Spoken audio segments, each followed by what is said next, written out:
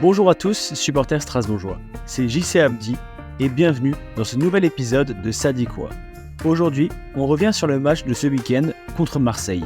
Un match intense, plein de rebondissements et surtout une belle victoire pour le Racing. Allez, on plonge directement dans le vif du sujet.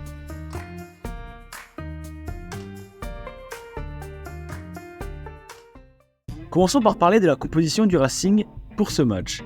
L'entraîneur Liam Rossignol a opté pour le même dispositif que contre Lille, le 3-2-4-1. C'est un dispositif plus offensif qui visait à nous offrir une meilleure maîtrise au milieu de terrain et à mettre la pression sur la défense marseillaise. Dans les buts, on avait Djordje Petrovic. En défense, une ligne de 3 avec Guela Doué, Seydou Sow et Mamadou Sarr. Devant eux, Ismaël Doucouré et André Santos. Sur les ailes, Dylan Bakwa et Diego Moreira, tandis que Habib Diarra et Sébastien Nanassi animaient le milieu offensif en combinant dans l'axe. Enfin, seul en pointe mais très actif, on retrouvait Emmanuel Emega. La première mi-temps a démarré fort pour le Racing, et dès la 3e minute, les Strasbourgeois ont pris le contrôle du jeu, monopolisant le ballon et en construisant patiemment depuis la défense. Les Marseillais, eux, tentent aussi de repartir proprement depuis l'arrière, mais ce choix se révèle risqué et c'est Strasbourg qui se montre dangereux en premier. La première grosse occasion survint à la 8e minute. Nanassi profite d'une glissade de Højbjerg pour se recentrer et sert Bakwa, qui entre dans la surface. Malheureusement, la frappe de Bakwa manque de précision et le ballon file à côté du cadre. Dommage, c'était une belle opportunité pour ouvrir le score. Le match devient rapidement plus intense, notamment à partir de la 11e minute. On voit des duels musclés au milieu de terrain, mais les jeunes Strasbourgeois, comme Habib Diarra et Ismaël Doucouré, ne reculent devant rien et imposent leur présence physique. Et le Racing continue de se montrer menaçant. À la 19e minute, une belle combinaison entre Emega et Nanassi débouche sur une frappe cadrée du Suédois. Mais Rulli s'interpose encore une fois. Le Racing met la pression, mais ce n'est toujours pas suffisant pour ouvrir le score. À la 33e minute, les Strasbourgeois obtiennent une nouvelle fois une énorme occasion. Moreira délivre une passe lumineuse qui élimine toute la défense marseillaise et met Emega tout seul face à Rulli. Mais encore une fois, l'attaquant néerlandais manque de finition et Rulli arrête son tir. Quelle opportunité gâchée, on sent que le Racing mériterait d'être devant à ce stade du match. Et le Racing finit par trouver la faille à la 40e minute. Nanassi prend l'initiative en percutant et sert Moreira qui arrive lancé sur la gauche. Le latéral gauche strasbourgeois place son tir entre les jambes de Rulli et c'est l'ouverture du score. La méno explose et Strasbourg mène enfin. Sur cette action, on peut notamment voir la très bonne collaboration entre Moreira et Nanassi qui savent jouer ensemble et qui vont être dangereux tout au long de la saison, j'en suis sûr. Et l'arbitre siffle la mi-temps. Le Racing rentre au vestiaire avec un avantage bien mérité, 1-0, grâce à une première mi-temps solide et pleine d'intensité. La seconde mi-temps reprend sur les mêmes bases que la première, avec le Racing toujours très actif.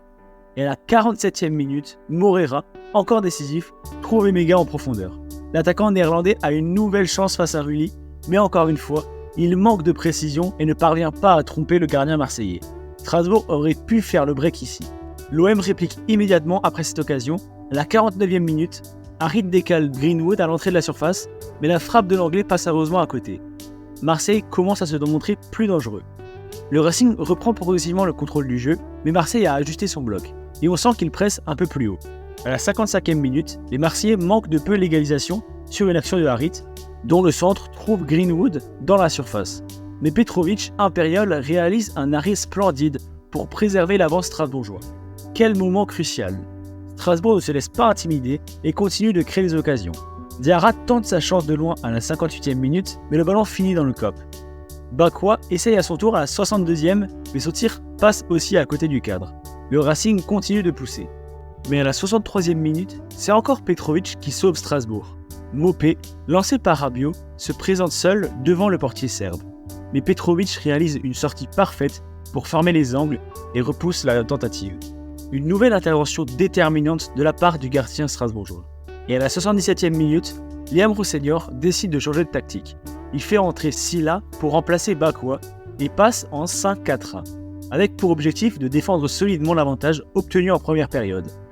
On peut voir notamment qu'il a appris des erreurs qu'il a faites, notamment lors du match contre Lyon ou encore celui face à Angers, où il n'a pas fait rentrer des joueurs à vocation plus défensive, les Marseillais intensifient leurs efforts dans les dernières minutes.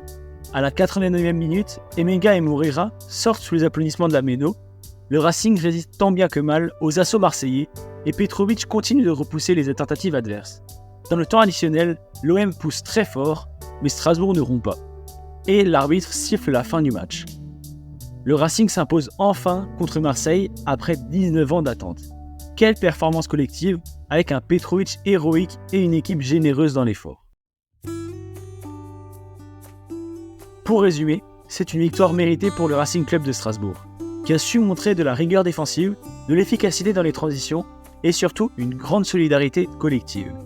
Maintenant, passons aux notes des joueurs, car plusieurs ont brillé aujourd'hui. Petrovic, 9, le véritable héros du match. Petrovic a été décisif tout au long de la rencontre, avec plusieurs arrêts monumentaux, notamment face à Greenwood et Mopé. Sans lui, le résultat aurait été sans doute très différent. Doué, 8. Guéla Doué a montré une belle solidité défensive tout en étant très actif dans les relances. Il a su gérer la pression marseillaise avec beaucoup de calme. So, 7. Une prestation solide de Seydou So, même s'il a parfois été mis en difficulté par les attaques rapides marseillaises. Il a tout de même contribué à maintenir la défense bien organisée, notamment en mettant dans sa poche Eli Wahi. Sarr, 8. Mamadou Sarr a été excellent dans son placement et dans sa gestion des duels. Très précieux dans les phases défensives, notamment face à Greenwood, il a été l'un des piliers de la défense à 3. Santos, 7. André Santos a travaillé dur au milieu de terrain, coupant les lignes de passe et aidant à contrôler le tempo du jeu. Une prestation solide dans le rôle de pivot défensif. Doucouré, 8. Ismaël Doucouré a été omniprésent au milieu. Très actif à la récupération et précis dans ses passes, il a su dynamiser l'équipe dans les transitions offensives. Un match très complet du milieu de terrain. Bakwa, 6. Dylan Bakwa était un peu en retrait aujourd'hui. Il a eu des opportunités, mais ses tentatives n'ont pas été très précises, notamment en première période où il a manqué quelques occasions de faire la différence. Diarra, 7. Habib Diarra a montré beaucoup d'envie et de détermination, notamment dans ses duels. Il a parfois manqué un peu de précision dans ses passes, mais son énergie a été essentielle pour contenir l'OM au milieu. Nanasi, 7. Sébastien Nanasi a été l'un des créateurs du jeu strasbourgeois. Très mobile et intelligent dans ses placements, il a délivré plusieurs passes dangereuses, dont celle qui mène au but de Moreira. Moreira, 8. Diego Moreira, auteur du but décisif, a été excellent sur son côté gauche. Ses montées offensives ont constamment mis la défense marseillaise sous pression, et son but a récompensé un très bon match de sa part. Emega, 6. Emmanuel Emega a eu plusieurs occasions de marquer, notamment en face-à-face avec Rulli, mais il a manqué de tranchant dans la finition. Il a été malgré tout très utile dans la pression sur la défense adverse, mais il doit être plus clinique devant le but. Rosseignor, 9. Enfin, un mot sur l'entraîneur Liam Rosseignor, qui a parfaitement préparé son équipe pour ce grand rendez-vous.